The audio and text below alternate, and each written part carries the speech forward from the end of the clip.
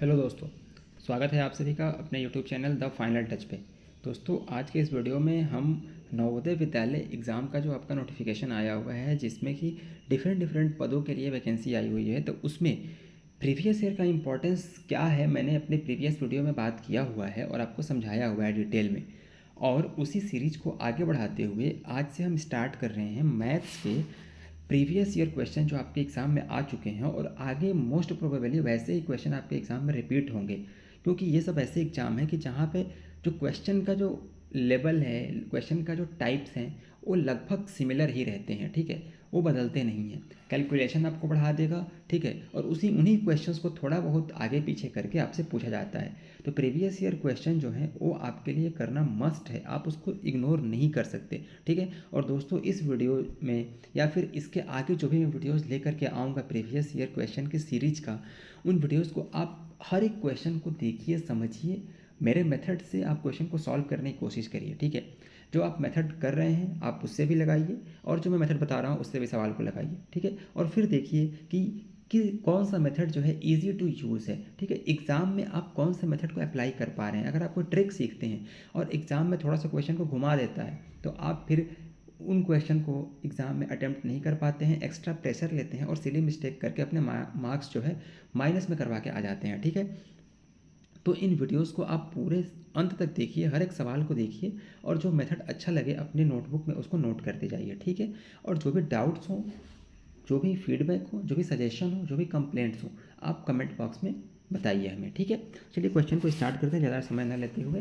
दोस्तों, एक रिक्वेस्ट आपसे है, चैनल पे करने हैं, चैनल को सब्सक्राइब कर दीजिएगा। ठीक है, चलिए, तो पहला क्वेश्चन हमारा है कि in a housing block having 150 occupants, the average weight of the occupant is 50.9 kg. If 10% of the occupants are senior citizen whose average weight is 68 kg and 40% of the occupants are of age less than 18 years whose average weight is 32 kg, then find the average weight of the remaining persons. ठीक है, हिंदी में बता दे रहा हूँ एक बार कि एक housing society है जिसमें 150 लोग हैं, जिसमें जिनका एवरेज वेट टोटल जो है उनका 50.9 kg है, और जिसमें 10% सीनियर सिटीजन हैं जिनका वेट 68 kg, 40% जो बच्चे हैं जिनका वेट 18 kg से कम है, उनका एवरेज वेट 32 kg है। तो जो बचे हुए लोग हैं उनका एवरेज वेट क्या होगा, ये आपसे क्वेश्चन में पूछा जा रहा है। ठीक है, काफ़ी अच्छा सवाल है, इंपॉर्टेंट सवाल है। इसे ट्रिक से नहीं होगा, बेसिक तरीके से मैं बताऊंगा, जो एग्ज़ाम में आप आराम से अप्लाई करेंगे और कम समय में क्वेश्चन को सॉल्व कर पाएंगे। ठीक है, चलिए, आप ये भूल जाइए कि 150 लोग हैं। ठीक है, इसकी कोई ज़रूरत नहीं है इस सवाल में।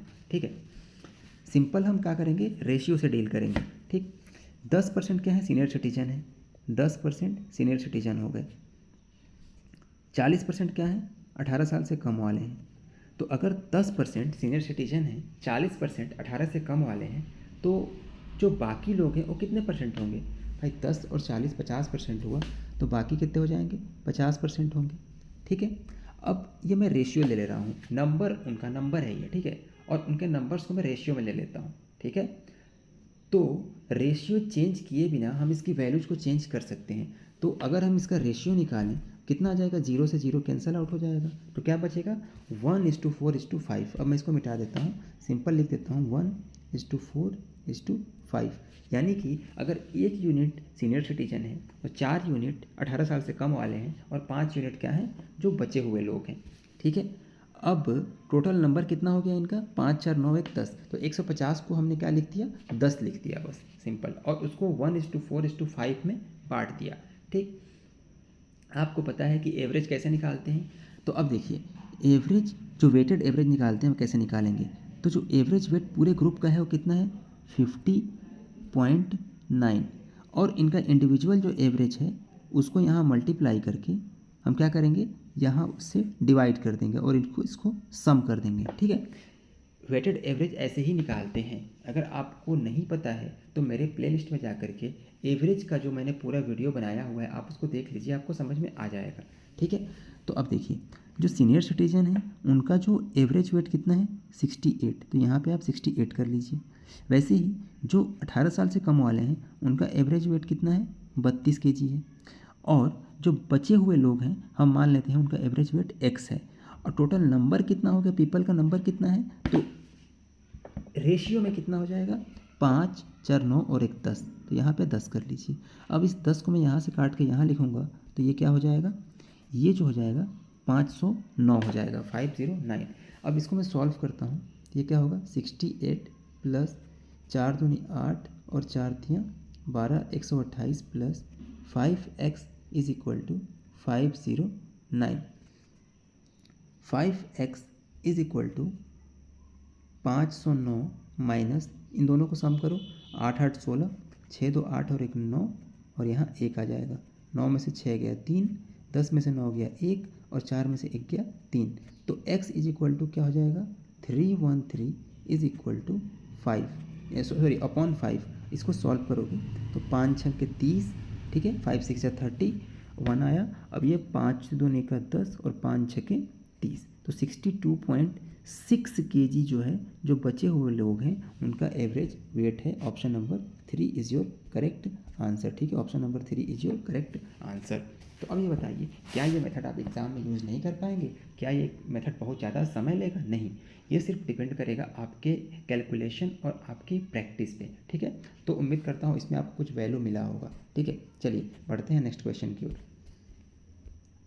अगला क्वेश्चन है, the population of town increases by 20% annually if its present population is 8,64,000, then what was the difference between its population 2 years ago and 1 years ago.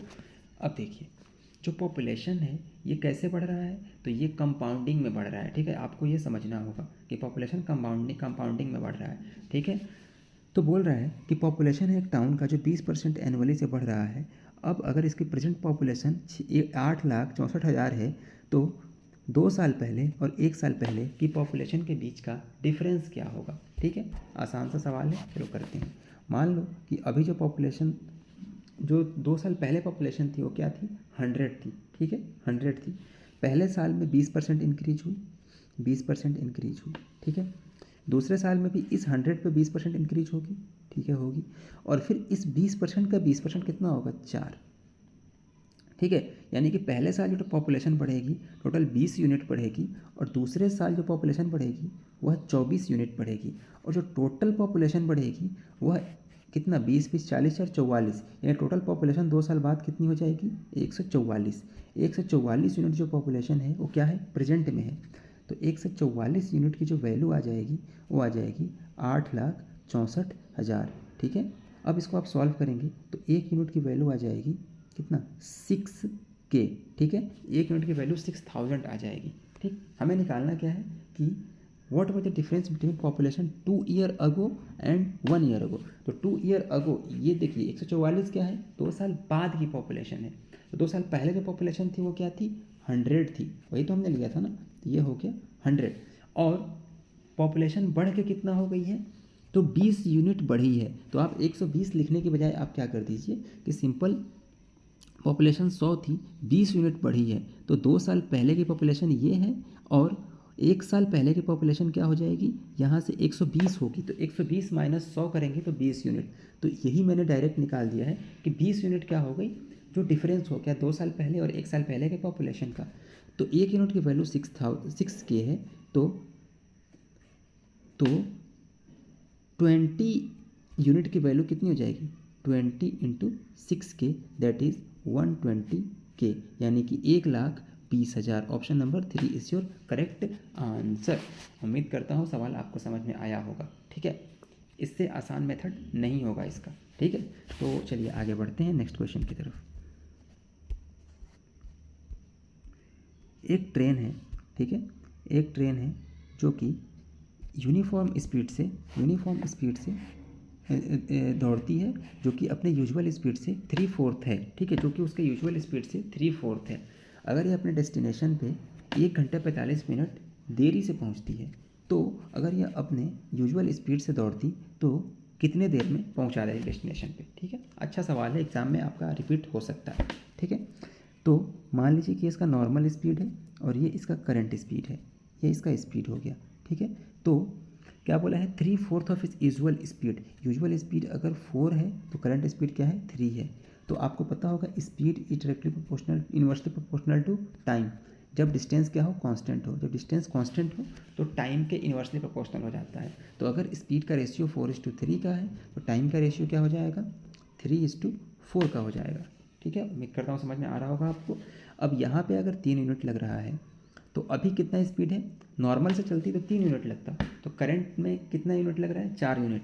Difference कितने यूनिट का आया, 1 यूनिट का। और 1 यूनिट की वजह से कितना एक्स्ट्रा टाइम लग रहा है, 1 यूनिट की वजह से एक्स्ट्रा टाइम लग रहा है 1 घंटे 45 मिनट। 1 घंटे 45 मिनट को आप क्या लिख सकते हो, 1 + 3/4 लिख सकते हो। और ये क्या हो जाएगा, क्योंकि देखो 1 घंटा प्लस 45/60 करोगे, 15 × 45, 15×4 = 60, तो 3/4, तो 4 एकम 4 और 3 7/4 हो जाएगा। 7/4 आवर देरी से चलती है, तो 1 यूनिट की वैल्यू आ गई 7/4। तो हमें निकालना क्या है कि अगर अपने यूजुअल स्पीड से चलती, यानी कि 3 यूनिट अगर स्पीड से चलती तो कितने देर में पहुंचा देती, तो 3 × 7/4, 17 के 21/4, इसको अगर आप कन्वर्ट करोगे तो 5 आवर, 4 × 5 = 20 है ना, और 1/4 को अगर आप मिनट में कन्वर्ट करोगे तो कितना आएगा, 15 मिनट आएगा, 15 मिनट आएगा। तो 5 hour 15 minute is your correct answer, जो कि ऑप्शन नंबर 4 में दिया गया है। तो उम्मीद करता हूँ कि ये भी सवाल आपको समझ में आया होगा और काफ़ी अच्छे से आया होगा। ठीक है, चलिए तो बढ़ते हैं नेक्स्ट क्वेश्चन की ओर, और जो भी डाउट हो आप कमेंट करके पूछ सकते हैं। ठीक है, चलिए बढ़ते हैं अगले सवाल की ओर। काफ़ी बड़ा सा सवाल है, देख के ही आपको डर लगेगा। एग्जाम में आप इसको क्या करेंगे कि मार्क फॉर रिव्यू करेंगे और लास्ट में छोड़ देंगे, या फिर आप जो है क्वेश्चन देख करके घबरा जाएंगे। काफ़ी आसान सवाल है, 2 लाइनों में हो जाएगा। क्वेश्चन को पढ़ते हैं पहले। In a company the number of graduate employees and the under graduate employees were in the ratio 1:4. 10 more persons joined the company. Okay. Some of the employees acquired graduation degree and the number of undergraduate reduced by 6, thereby changing the ratio of graduate to undergraduate to 1:3. Find the total number of employees in the company initially. चलो समझ लेते हैं एक बार question क्या बोलना चाह रहे हैं। एक कंपनी है जिसमें ग्रेजुएट एम्प्लॉय और अंडर ग्रेजुएट एम्प्लॉय का जो रेशियो है 1:4 का है। 10 नए लोग ज्वाइन करते हैं कंपनी को, और कुछ जो ग्रेजुएट हैं वो अंडर ग्रेजुएट हैं वो ग्रेजुएट हो जाते हैं। ठीक है, जिससे कि जो अंडर ग्रेजुएट्स हैं उनकी संख्या 6 रिड्यूस हो जाती है, यानी कि 6 से कम हो जाती है, यानी 6 कम हो जाती है, और रेशियो जो है बदल जाता है, वह 1:3 का हो जाता है। तब आपको बताना है कि कंपनी में इनिशियली कितने एम्प्लॉय थे। तो रेशियो कितना दिया हुआ है, पहले अंडर ग्रेजुएट और ग्रेजुएट और अंडर ग्रेजुएट का, ग्रेजुएट एंड अंडर ग्रेजुएट का जो रेशियो दिया हुआ है वह 1:4, यानी कि मैं इसको x/4x लिख सकता हूँ। यानी x क्या है, ग्रेजुएट है, तो अंडर ग्रेजुएट कितने हो गए, 4x हो गए। टोटल एम्प्लॉय कितने हो गए, 5x हो गए। ठीक है, x + 4x 5x। ठीक है, अब क्या बोल रहा है इसमें, अब इसमें बोला है इसने कि कुछ लोग 10 लोग ज्वाइन करते हैं और कुछ ग्रेजुएट से अंडर ग्रेजुएट से ग्रेजुएट हो जाते हैं। तो जो अंडर ग्रेजुएट्स हैं उनकी संख्या 6 से कम हो जाती है। तो इसकी संख्या 6 से कम होती है, मतलब क्या कि ये जो 6 हैं, ये 6 तो इसमें जुड़ते ही हैं, प्लस 10 जो और आते हैं वो भी जो ग्रेजुएट हैं उन्हीं में आते हैं। ठीक है, अगर ग्रेजुएट वाले, अगर ये 10 लोग आते अगर अंडर ग्रेजुएट में, तो ये 6 कम नहीं होता। ठीक है, तो अगर ये 6 कम हो रहा है तो ये 6 कहाँ जाएंगे, ग्रेजुएशन वाले में जाएंगे, जो ग्रेजुएट हैं उनमें जाएंगे, और प्लस 10 जो जुड़ेंगे वो भी ग्रेजुएट में ही जुड़ेंगे। ठीक है, तो ये क्लियर हो गया। तो यहाँ पे हम लिख लेंगे x + 16। अब ये हो जाएगा, इसका रेशियो फिर चेंज हो जाता है, कितना हो जाता है, 1:3 हो जाता है। ठीक है, अब क्रॉस मल्टीप्लाई कर दीजिए, तो ये हो जाएगा 3x + 48 = 4x - 6। इसको सॉल्व करेंगे तो यहाँ x = वेट अ सेकंड, यहाँ x = 48 और 6 कितना हो जाएगा, 54। x यूनिट की वैल्यू x की वैल्यू कितनी आ गई, 54। हमें क्या निकालना है कि टोटल नंबर ऑफ़ एम्प्लॉय जो कंपनी में इनिशियली थे। तो 5 × 54 कर दीजिए, तो 5 × 54 करेंगे तो 5 × 4 = 20, 5 × 5 = 25 और 2 27। 270 इज़ योर करेक्ट आंसर, जो कि ऑप्शन नंबर 1 में दिया गया है। ठीक है, बस ये इक्वेशन आपको बना लेना है, और उम्मीद करता हूँ कि जिस हिसाब से मैंने सब कुछ आपको समझाया आपको समझ में आ गया होगा कि कैसे इक्वेशन बना है। अब आपसे जो कुछ भी पूछे आप बता सकते हैं कि इनिशियल में ग्रेजुएट कितने थे, इनिशियल अंडर ग्रेजुएट कितने थे। ठीक है, तो ये सब कुछ आप बता सकते हैं। ठीक है, चलिए अब पढ़ते हैं नेक्स्ट क्वेश्चन की तरफ। अगला क्वेश्चन हमारा ये है, ये आपका ट्रिग्नोमेट्री का क्वेश्चन है। क्वेश्चन में ये बोल रहा है कि the top of 2 electric poles are tied with string to a same point on the ground if both the string are 100 metre long and are inclined at a angle of 45 degree and 60 degree respectively to the ground, then find the difference in the length height of the two poles. दो poles हैं जिनमें दो रस्सियाँ बांधी गई हैं, ठीक है, जिनका लेंथ क्या है 100 मीटर है और वो ग्राउंड पे एक ही जगह पे बांधी गई हैं, ठीक है। एक का इंक्लिनेशन एंगल जो है वह 45 डिग्री और दूसरे का 60 डिग्री है। तो जो पोल्स हैं उनके हाइट के बीच का डिफरेंस आपसे पूछा जा रहा है, ठीक है। चलिए, अच्छा सवाल है, करते हैं। ये देखिए, ये आपके दो पोल हो गए, ठीक है, ये एक रस्सी हो गई, ये एक रस्सी हो गई। इसका लेंथ 100 मीटर, इसका लेंथ 100 मीटर, ठीक है। ये आपका हो गया ये आपका 45 डिग्री, ये आपका हो गया, एक सेकेंड, ये उल्टा बन रहा है, ये हो जाएगा आपका 60 डिग्री, ये हो जाएगा 45 डिग्री, ठीक है। ये क्लियर है। अब देखिए, आपको पता है कि ये कितना होगा, 90 हो जाएगा, ये 90, तो ये भी 45 हो जाएगा, ठीक है, ये भी 45 डिग्री हो जाएगा और ये कितना हो जाएगा, 30 डिग्री। तो एक ट्रिपलेट बनता है 30, 60 और 90 डिग्री में। ये 1 यूनिट होता है, ये √3 यूनिट होता है और ये 2 यूनिट होता है। तो 2 यूनिट की वैल्यू दी गई है कितनी, 100, तो 1 यूनिट की वैल्यू कितनी हो जाएगी, 50। तो 1 यूनिट की वैल्यू हो जाएगी 50 और इसकी वैल्यू कितनी हो जाएगी, 50√3। ये वाले पोल की हाइट हो गई, ठीक है। वैसे ही 45 फुट एक राइट एंगल ट्रायंगल में अगर एक दो एंगल 45 के हों और एक 90 होगा, तो इसका जो ट्रिपलेट होगा ये 1:1:2 √2 का हो जाता है, ठीक है। तो यहाँ पे √2 इज इक्वल टू दिया गया है 100, तो 1 यूनिट इज इक्वल टू क्या हो जाएगा, 50√2। उम्मीद करता हूँ समझ में आ रहा होगा आपको कैसे होगा ये, ठीक है। √2 इज इक्वल टू, यहाँ दिया हुआ है कि 100 है, तो 1 यूनिट इज इक्वल टू 50√2 हो जाएगा। तो इसकी हाइट कितनी हो गई, 50√2। आपको डिफरेंस निकालना है इसका, मैं कलर चेंज कर देता हूँ। आपको जो डिफरेंस निकालना है वो इसका निकालना है और इसका निकालना है, ठीक है। और आपको पता है कि एक हाइट ये है, एक हाइट ये है, तो आप आराम से डिफरेंस निकाल सकते हैं। 50√3 minus 50√2 that is equal to 50 bracket में √3 माइनस √2, ठीक है। तो ये आपका आंसर हो जाएगा, ठीक है, जो कि ऑप्शन नंबर 4 में दिया गया है, ठीक है। तो काफ़ी आसान सा सवाल था। आप बस डायग्राम अगर आप बना लेते हैं, ड्रॉ कर लेते हैं, तो क्वेश्चन कुछ भी नहीं है, ठीक है। और ट्रिपलेट की जानकारी आपको होनी चाहिए। ट्रिपलेट्स पे भी मैंने अपने चैनल पे वीडियो बनाया हुआ है, आप जा कर के उनको देखिए, ढूंढिए और देखिए।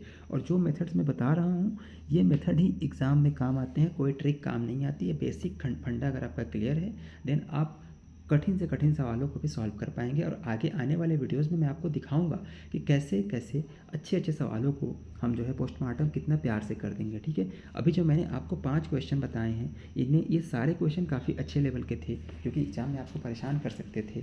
और उम्मीद करता हूँ कि आप काफ़ी आसानी से इसको समझे होंगे और इसको एंजॉय किए होंगे। तो दोस्तों, मिलेंगे अगले वीडियो में कुछ और अच्छे क्वेश्चन के साथ।